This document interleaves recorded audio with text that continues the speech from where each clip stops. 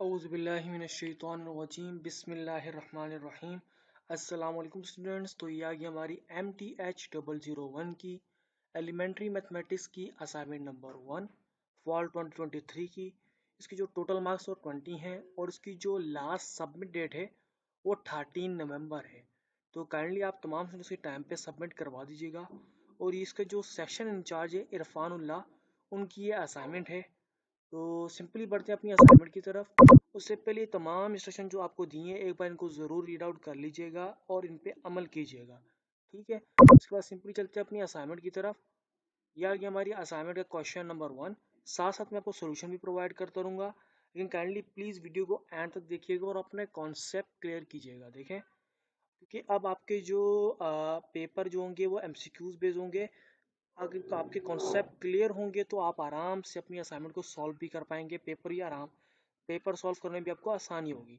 तो चलिए क्वेश्चन समझ लेते हैं। क्वेश्चन में क्या लिखा गया है। क्वेश्चन नंबर 1 में जो आपका 10 मार्क्स का कह रहे हैं, represent the following argument in symbolic form and by using the truth table determine whether the argument is valid और invalid. Justify your answer with proper reasoning. कह रहे आपको एक नीचे में आर्गुमेंट दी है, मतलब ये पूरा जो आपके पास नीचे लाइन लिखी हुई है, क्या लिखी हुई है, if it's raining then the ground is wet, it's raining therefore the ground is wet. ये पूरा स्टेटमेंट जो है ये आपको एक दिया हुआ आर्गुमेंट का कहा गया इसको आपने सिंबॉलिक में आपको कन्वर्ट करना है। सिंबॉलिक फॉर्म के अंदर आपको इसको कन्वर्ट करना है ट्रुथ टेबल की मदद से। ट्रुथ टेबल की मदद से आपने इसको फाइंड करना है। फिर आपको बताना है कि ये जो आपको स्टेटमेंट दिया, ये जो आर्गुमेंट है ये वैलिड है या इनवैलिड है, और प्रॉपर रीजन आपने इसका गिवन करना है, तब आपको पूरे 10 मार्क्स मिलेंगे। सिंपली अब देखिए नीचे हमारा ये पूरा स्टेटमेंट है। इसमें क्या लिखा गया, वैसे रेनिंग है, बारिश हो रही है तो ग्राउंड वेट होगा, ग्राउंड गीला होगा। अगर बारिश होगी तो ज़मीन मतलब गीली हो जाएगी। तो ये इसका हमारा कोई हमारे को कन्वर्जन यानी कि ट्रांसलेट वगैरह तो कोई फ़ायदा नहीं है। सिंपली स्टेटमेंट को हमने कन्वर्ट करना है, भी किस में करना है, सिंबॉलिक फॉर्म के अंदर कन्वर्ट करना है ट्रुथ टेबल को यूज़ करते हुए। और हमें बताना है कि ये जो हमारे को आर्गूमेंट ये वैलिड बनती है और या इनवैलिड है, ठीक है। अब सिंपली हमने सोल्यूशन की तरफ चलते हैं। उससे पहले देखें हमने क्या किया है। ये जो हमारी आर्गूमेंट थी, ये जो पूरी लाइन है, if it's raining then the ground is wet, it's raining therefore the ground is wet, इसको हमने क्या कर दिया है, इसको हमने लेटर्स असाइन कर दिया। जैसा डेटा आप न्यूमेरिकल में क्रिएट करते हैं ना, इसको हमने इसी तरह लेटर असाइन करके डिवाइड कर दिया है। सबसे पहले पी लेटर को हमने दे दिया if it's raining then the ground is wet. उसके बाद क्यू लेटर को हमने दे दिया इट्स रेनिंग। और लास्ट जो आर है, मतलब जो रिप्रेजेंट करेगा, जो कंक्लूजन कहलाएगा, वो है therefore the ground is wet. The ground is wet हमने यहाँ पर मेंशन कर दिया है। उसके बाद जो पी एरो क्यू हमने कहा है, एरो का मतलब क्या होता है, एरो का मतलब होता है इफ या देन वगैरह, ठीक है। हमने ये मेंशन कर दिया है। आगे का स्टेटमेंट जो है if it's running then the ground is wet, ये इसको रिप्रेजेंट कर रहा है, ठीक है। तो सिंपली मैं आपको एक बार आपके हैंडआउट से अब ले जाता हूँ। इसमें हमने निकालने क्या है, आर्गूमेंट को सिंबॉलिक फॉर्म में कन्वर्ट करना है। तो यहाँ पर हमारे पास सिंपली हमारे पास आपकी मैं लेक्चर्स को ही देख रहा हूँ और कोई नई चीज़ नहीं दिखा रहा। लेक्चर्स में देखिए आर्गूमेंट्स के लिए आपके पास यहाँ पर क्या दिया गया है। सबसे पहले आपने देखिए प्रेमिसेस, प्रेमिसेस से कहते हैं मतलब कन्वर्ट किया आपने स्टेटमेंट को कन्वर्ट कर दिया 3 पार्ट्स के अंदर। उसके बाद आपने क्या किया, उसका प्रेमिसेस निकालने आपने मतलब पार्ट पुट किया। पी आ गया, क्यू आ गया, एट क्यू आ गया। अब ये रो अपने पर कंक्लूजन में यहाँ पर इन्होंने जो लेटर लिखे ना, ये लेटर आप लिख सकते हैं, लेकिन आपने हम यहाँ पर दूसरे लिखने, ठीक है। उसके बाद क्या हमने ट्रुथ टेबल, ये जो है इसे कहते हैं। आप ट्रुथ टेबल हम दोबारा अपनी असाइनमेंट की तरफ जाते हैं। यहाँ ये हमारी असाइनमेंट, ये हमने यहाँ पर तमाम मेंशन कर दिया है। तो हम टेबल की तरफ चलते हैं। हमें टेबल में कैलकुलेट करना है कि ये आर्गूमेंट हमारी वैलिड बनती है कि नहीं। अब पी क्या है, पी क्यू हमने एज इट इज लिख दिया ऊपर जो था। अब उसे ट्रुथ टेबल किस तरीके से बनेगा, हमेशा ये एज इट इज बनता है। फर्स्ट का क्या होता है, ये देख रहे हैं, true true false false, as it is आ गया। यहाँ भी देखें ट्रू ट्रू फॉल्स फॉल्स। अब क्यू क्या करेंगे, ट्रू फॉल्स ट्रू फॉल्स। इसका एज इट इज का हमने ट्रू फॉल्स और ट्रू फॉल्स। पी और क्यू हमारा एज इट इज आ चुका है। अब पी एरो क्यू निकालना किस तरह हमारा है, अब किस तरीके से निकालेंगे। हमेशा जब ट्रू होता है तो आंसर भी ट्रू आता है, ठीक है। ट्रू फॉल्स होगा तो फॉल्स होगा, फॉल्स ट्रू होगा तो ट्रू आएगा, फॉल्स फॉल्स। ये एज इट इज इसी तरीके से आ गया, ठीक है। उसके बाद आर क्या था, आर हमारा होता है एज इट इज, इसका जो होता है तो हम लोग क्या कहते हैं क्यू को जो होता है वो एज इट इज यहाँ पर एज इट इज आ जाता है। ठीक है, कंक्लूजन में हम इसको सेम लिख देंगे, true false true false true false true false.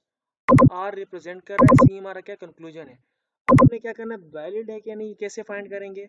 Simply हमारी जो फर्स्ट रेट रो है उसमें हम देखेंगे, ये देखें हमारे जो आर्गुमेंट है ये रहा, ये तीनों सेम आ रहे हैं, ट्रू ट्रू आ रहे हैं, नीचे भी ट्रू ट्रू ट्रू, मतलब तीनों एज इट इज अगर सेम आ जाएंगे तो इस तो मतलब दो दो रो में अंदर, यानी कि इसको रो क्या बोलते हैं हम लोग, क्रिटिकल रो।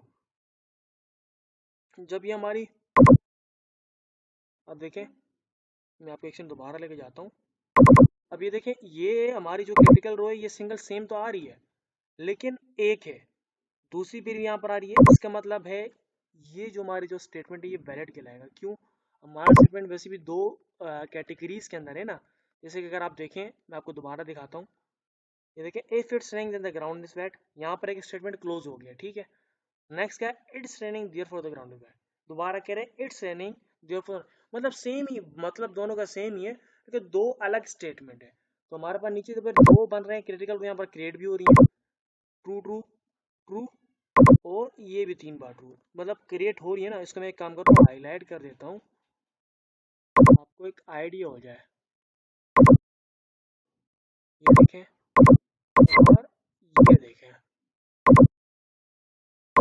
अब आपको समझ आ रही है। देखें अगर ये देखिए सिंगल होती है ना, सिंगल रो, अब यहाँ पर देखिए सिंगल रो से सेम आ रही है, नीचे ने क्या किया है बताया है कि ये जो आर्गुमेंट है इनवैलिड है। अब यहाँ पर हमारी जो क्रिटिकल रो है वो दोनों में सेम आ रही है, इसका मतलब क्या है, ये हमारी जो रो है वो वैलिड है। अब नीचे हमें क्या करना है, मेंशन करना है। हमने रीजन दिया, हमने कहा so the argument if it's running then the ground is wet. हमने कहा हमारी जो आर्गुमेंट थी if it's running then the ground is wet, it's running therefore the ground is wet is valid. हमने पूरी स्टेटमेंट जो आर्गुमेंट ऊपर थी वो मेंशन किया, पर हमने कहा वो है वैलिड है as the conclusion logically follows the given premises, क्योंकि इसका जो कंक्लूजन आया है वो फॉलो करता है गिवन प्रेमिसेस को। ठीक है, ये हो गया हमारे यहाँ पर आंसर कंप्लीट, मतलब ये हमारा जो क्वेश्चन 1 का आंसर निकला है वो वैलिड निकला है। अब आगे बढ़ते हैं नेक्स्ट क्वेश्चन की तरफ। नेक्स्ट क्वेश्चन हमारा क्या आ गया, वो ये है क्वेश्चन नंबर 2, वेरीफाई करना हमारे को ये वैल्यू, एक लॉ दिया है, इसे हम देख लेते हैं। कह रहे हैं वेरीफाई करें by using laws of logic whether the following statement is a tautology और नॉट। फिर मैं आपको नीचे एक लॉज दिया है लॉजिक का, आपने इस स्टेटमेंट को फाइंड करना है ये टोटोलॉजिकली है कि नहीं। अब टोटोलॉजी क्या है ये समझ लेते हैं। मैं दोबारा जाता हूँ अपने हैंडआउट्स की तरफ आए, हैंडआउट्स में आगे, अब टोटोलॉजी कौन से टॉपिक में है मुझे तो याद नहीं है। अब सिंपली करते हैं फाइंड, कंट्रोल एफ किया, टो ये रहा गया, देखिए ऑटोमेटिक ये पिक कर लिया सब। ठीक है, ये आ गया हमारा टोटोलॉजी का टॉपिक। ऊपर जाते हैं, ये रहा सी इज अ टोटोलॉजी, टोटोलॉजी यहाँ पर बता रहा है। और देखते हैं इससे कुछ और रिलेटेड है, without any two table show that, ऐसा ये देखें ये टोटोलॉजी की बात हुई यहाँ पर। और देखते हैं और कुछ कहाँ पर है टोटोलॉजी, ये टोटोलॉजी का टॉपिक जो है वो यहाँ से स्टार्ट हो रहा है। अब यहाँ पर हम देखते हैं टोटोलॉजी फाइंड करने का में क्या है। टोटोलॉजी एक स्टेटमेंट है जो always true regardless of the truth values of the statement है, जो हमेशा ट्रू जो रिगार्डलेस होती हैं वैल्यूज उनको शो कराता है। The statement for P V is tautology, ये जो स्टेटमेंट आ रही है यहाँ पर देखें। अब इसमें जो ये सिंबल यूज हो रहे हैं ये क्या है, इसको समझने के लिए आपको सबसे ऊपर आना पड़ेगा। आपको जो लेक्चर 1 है आई थिंक उसी में आपको ये सिंबल सिखाएंगे। ये जो आप बार बार देख रहे हैं ना, मद बनी हुई है, कैप बना हुआ है, वो ये है। यहाँ पर आपको समझना पड़ेगा, अगर इस तरह की मद आती है तो यहाँ पर टिल्डे कहते हैं। और ये खड़ा अगर आता है ए की तरह आता है तो उसे हेड बोलते हैं। नीचे अगर वी की तरह आता है उसको वेल कहते हैं। एरो आता है उसको क्या कहते हैं, ये एरो, डबल एरो। अब इनकी जो मीनिंग्स भी हैं, पहला जो मद की तरह कहलाता है उसको टिल्डे कहते हैं, उसको कनेक्टिव कहते हैं नेगेशन। जो हैट होती है उसे कंजक्शन कहते हैं, नीचे वाला जो होता है उसे डिसजंक्शन कहते हैं, एरो को कंडीशनल कहते हैं, और डबल एरो को बायो कंडीशनल। इनके मतलब क्या होते हैं, मत का जो होता है वो नॉट कहलाता है, हैट का एंड मतलब होता है, वेल का मतलब होता है और एरो का मतलब है इफ या देन, और डबल एरो का मतलब होता है इफ एंड ओनली इफ। ठीक है, ये मतलब आपको इनका मतलब ये होते हैं, ये जो सिंबल आपको दिखेंगे तो आपको ये मतलब इसका होगा, ये आपको समझना होगा, ठीक है। अब सिंपली आर्गूमेंट की तरफ चलते हैं। आर्गूमेंट हमने जो निकालनी है, ये आ गया हमारा मतलब पी ए, मतलब मत का क्या था, नॉट, नॉट, फिर क्यू, फिर एरो है इफ या देन, फिर पी है, फिर ये क्या वेल, वेल का क्या था, और और क्यू, मतलब P A not Q is equal to Q, if या देन पी और क्यू, ये इसका है। अब सिंपली हमने फाइंड करना है टोटोलॉजी है क्या नहीं। सिंपली हम सॉल्यूशन की तरफ में चलते हैं। हमें सबसे पहले कहना है अप्लाई करना है डिस्ट्रीब्यूटिव लॉ को। डिस्ट्रीब्यूटिव लॉ को अप्लाई कैसे करेंगे, आपको एज इट इज हमने अपना स्टेटमेंट यहाँ मेंशन किया है, पी नॉट ये हमारा था, और एरो क्यू और क्यू, ये एज इट इज हमारा आ गया, इसको हमने कर दिया इक्वल, ठीक है। अब हमने क्या करना है, now let's simplify the right side using De Morgan's law. जो डिमॉर्गन लॉ है उसको यूज करते हुए राइट साइड को हम सॉल्व करेंगे, जो कि क्या है, a and b is equal to a not b and the distributive law, और इसको हम डिस्ट्रीब्यूटिव लॉ पुट करते हुए इसको सॉल्व करेंगे। ये एज इट इज हमारा जो स्टेटमेंट था हमने वो मेंशन कर दिया, इसको इक्वल टू कर दिया इसके डिमॉर्गन लॉ के। अब उसको हम क्या करेंगे, एसोसिएट करेंगे लॉ से, यूजिंग करेंगे एसोसिएटिव लॉ। एसोसिएटिव लॉ को हमने यहाँ पर यूज किया है, उसको देखते हुए हम रीअरेंज करेंगे अपने स्टेटमेंट को। यहाँ पर हमने रीअरेंज कर दिया है, values as it is put, ये रीअरेंज किया है इसको यूज करते हुए, ठीक है। उसके बाद हमने क्या किया, यूजिंग द कॉम्प्लीमेंट लॉ। अब यूज करें कॉम्प्लीमेंट लॉ को, जहाँ पर a and a is equal to 1 where 1 represent our tautology, मतलब 1 जो आएगा, अगर हमारा 1 आता है तो इसका मतलब वो टोटोलॉजी को रिप्रेजेंट करता है। तो सिंपली हमने देखा है a जहाँ आ रहा था, a मतलब a नॉट आ रहा है जहाँ पर, तो हमने 1 पुट कर दिया, 1 नॉट, ये क्या वेल का मतलब क्या होता है, दोबारा जाके देखते हैं, ये रहा ना वेल, इसको कहते हैं और, ठीक है।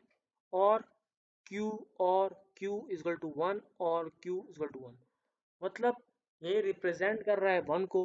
कॉम्प्लीमेंट लॉ में जो यूज किया मतलब 1 आ रहा है, तो इसका मतलब क्या है, हमने कह दिया so we have shown that, जो हमारा स्टेटमेंट है, हमने दिखा दिया हमारा जो स्टेटमेंट है, एज इट हमने P not Q arrow P और Q इज इक्वल टू 1, मतलब ये 1 के इक्वल आ रहा है, जो रिप्रेजेंट करता है टोटोलॉजी को, मतलब ये रिप्रेजेंट कर रहा है टोटोलॉजी को।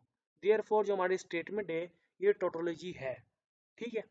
ये हमने सिंपली फाइंड किया है। लास्ट हमने जो कॉम्प्लीमेंट ड्रा किया इसका मतलब था, अगर ये 1 को रिप्रेजेंट 1 आ जाता है तो इसका मतलब ये टोटोलॉजी है। ये आपका एक बहुत ही एज इट इज पॉइंट है कि अगर 1 आ जाए तो आप समझिए टोटोलॉजी है, ठीक है। तो ये हो गया हमारा क्वेश्चन 2 भी यहाँ पर कंप्लीट। तो काइंडली प्लीज चैनल को जरूर सब्सक्राइब कीजिएगा। Till then, thanks for watching.